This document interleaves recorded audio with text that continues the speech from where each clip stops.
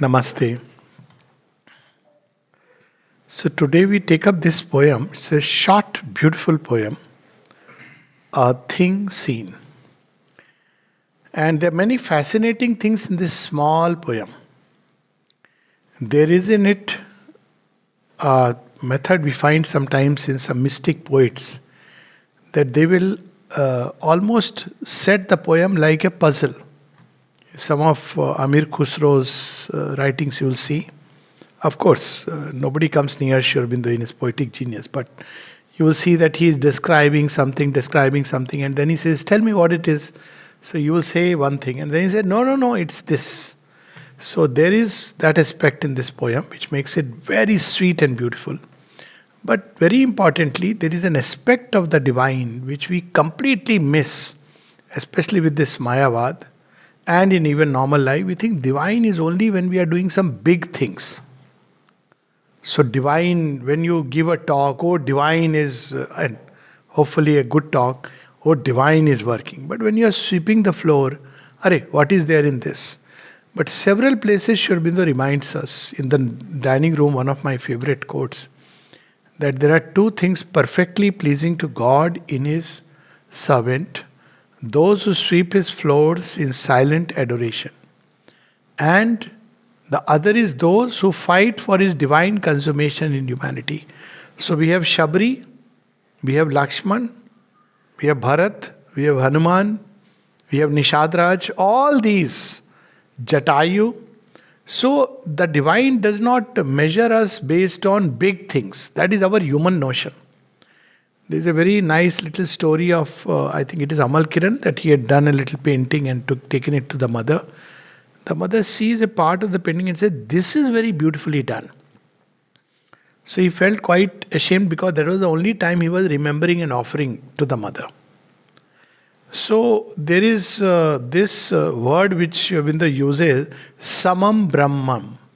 So he uses this in Life Divine. The divine is equally pours his energies in a blade of grass, molding or shaping a blade of grass, as in the drift of the galaxies.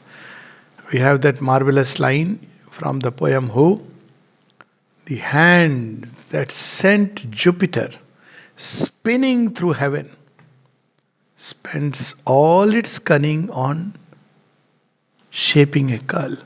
Look at how mother, while playing tennis, at the same time while fighting the Second World War, in all these it is the divine pouring energy. Big or small are human conceptions. And of course, from the divine work point of view, yes, there may be certain works which have a great impact on the divine consummation, like Arjun. That's why he said those who are fighting. But as far as the divine is concerned, he pours equal energy and takes equal delight in all things. That is what is Saag Vidur ke ghar khana.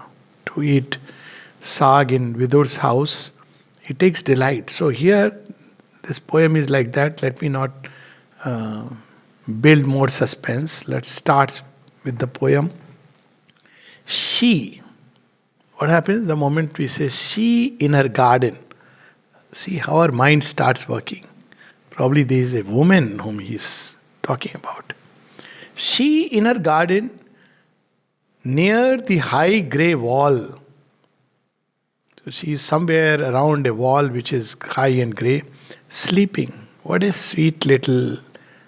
Most people when they read, at least it happened with me, I thought, who is this? Is it an apparition, some angel whom he saw sleeping?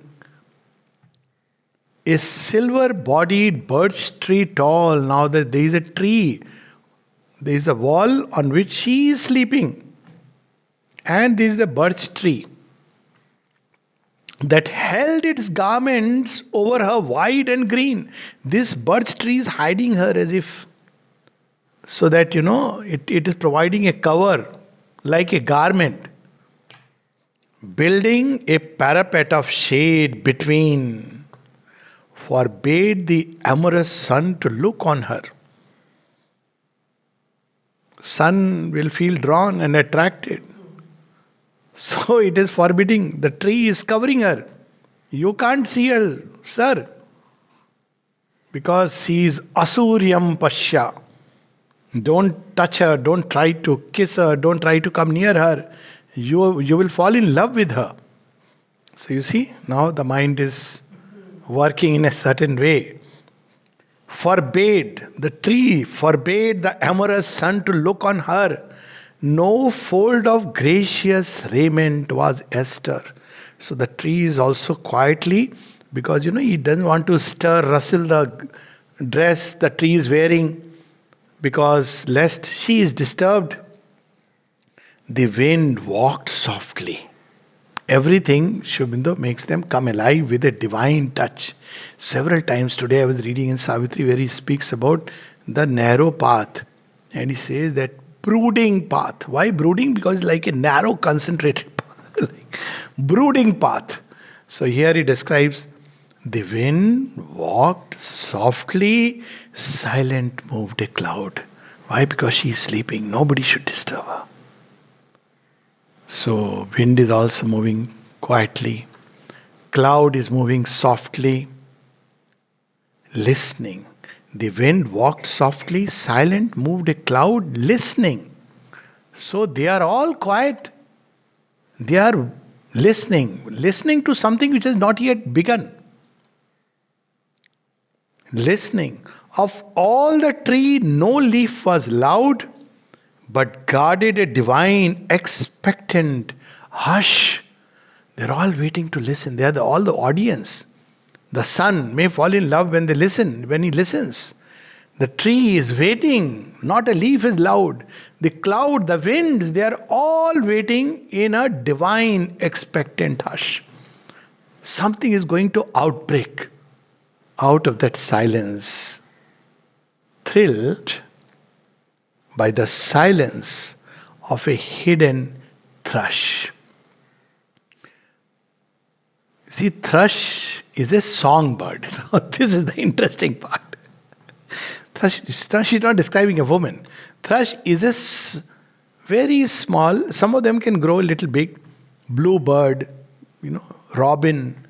And if you go on the video, I searched, they are part of song, but what a song. You'll actually not feel like, after this talk we can hear the song thrush. You would search song thrush, you'll hear.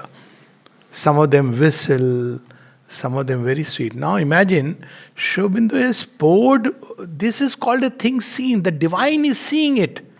He's not saying, oh, small little thrush, what has it got to do? Shivoham, Shivoham, Sachidanandoham. This too is Sachidananda. That's why there is the divine, expectant hush. In the audience, there is a hush. And what is this hush? Just by using the phrase adjective divine, he makes it almost like the hush before creation. Any creation is preceded by a hush. It was the hour before the gods awake. The huge foreboding mind of night alone in her unlit temple of eternity across the path of the divine event. So there is something going to happen. There is a divine outburst. All creation is a divine outburst. Why only the formation of galaxies? The clouds that move and rain, the song of the bird. And she is no recognized singer. It's not like there are gramophone records. She has not been invited to Oscars. And yet, creation, nature is waiting for that moment when creativity will burst out. And this is how the divine looks upon life. Not the way we look upon life. Very hastily, angrily, rashly. We label certain things are very small. Certain things are very big. When we look at a sadhu baba, oh my God. But the day we look at a thrush also and say, oh my God, how beautiful this is. That is the sign that we are living in yoga. I'll read it again. Now you see. But till he speaks of the thrush, it looks like a woman or an angel. But as I said, at the end there comes I won't use the word twist, but a revelation. It's like a revelation. It's like Sri Aurobindo is saying, look there. So we are thinking, oh, what is some god emanation? But Sri Aurobindo is asking you to look. So you think, oh, you're going to see some emanation of some god or angel. Sir, where? Look there. Feel where there is hush, there is silence. So you don't know what he is showing to you. He is showing you the divinity of a thrush, of a little bird. And the divinity, when it begins to speak, this is the moment before the thrush has begun to sing. It's a small little bird. Like what we, I think, commonly call a swallow, but I don't think it's swallow. Earlier it was part of a large family. And some of them are so beautiful. Bluebird. I knew that somebody is going to start searching. Maybe after we finish, you can play the video. Song thrush. A thing seen, she in her garden. Whose garden is it? You think it's your garden? The thrush thinks it's her garden. You better not disturb. She in her garden, near the high grey wall. See, there is a hint there.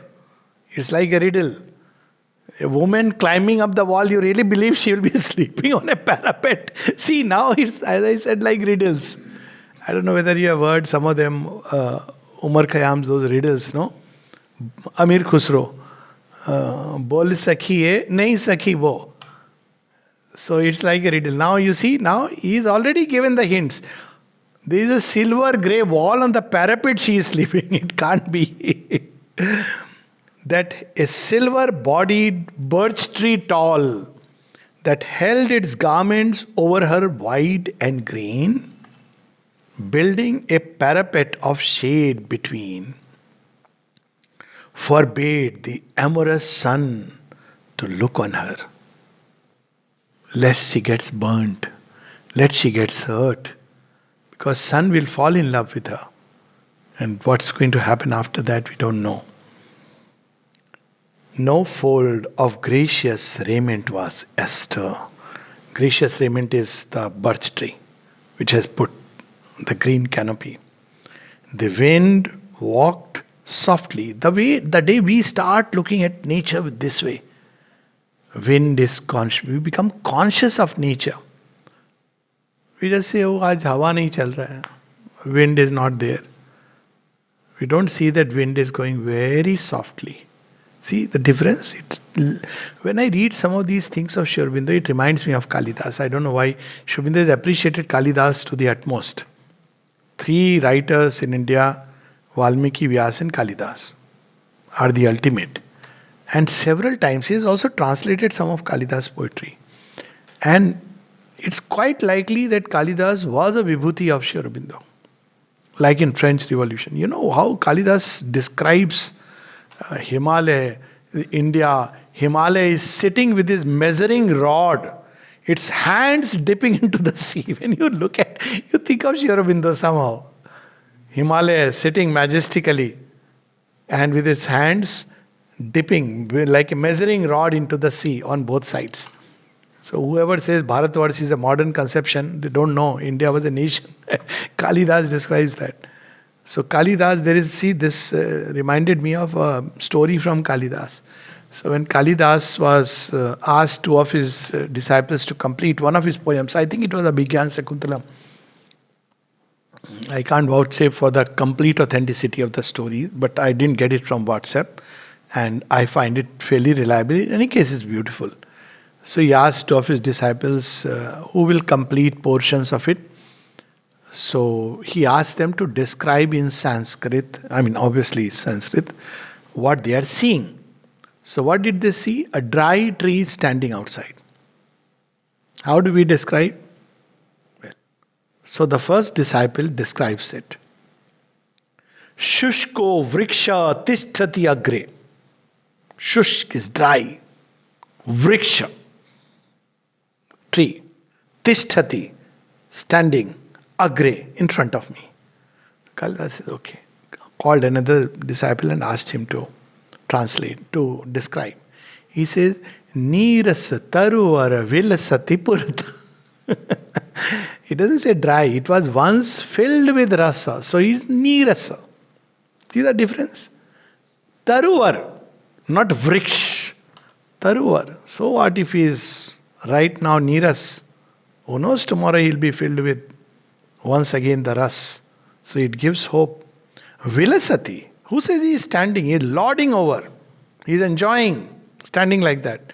Purata, on his own ground. So you see, she in her garden, the wind walked softly, silent moved a cloud, listening. Of all the tree, no leaf was loud, but guarded a divine, expectant hush, thrilled by the silence of a hidden thrush. All silence is the birth of speech. Silence is the birth of speech. Those who make a distinction, this is silence, this is speech. Without silence, speech won't emerge.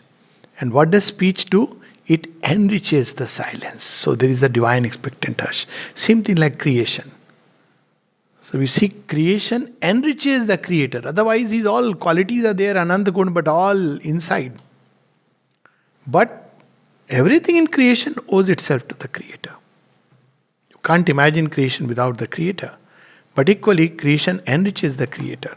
That is the relation between silence and speech.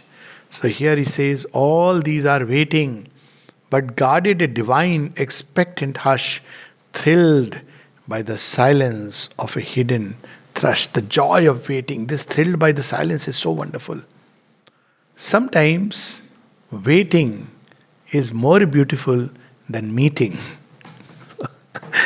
Long back, talking about becoming an ashramite, so people were asking me, oh, you have not yet become ashramite? I said, I am experiencing the joy of waiting. Why you want to snatch it too soon? Because this joy I won't get later on. After that, the joy of meeting. But joy of waiting. So divine, expectant hush, thrilled by the silence of a hidden thrush.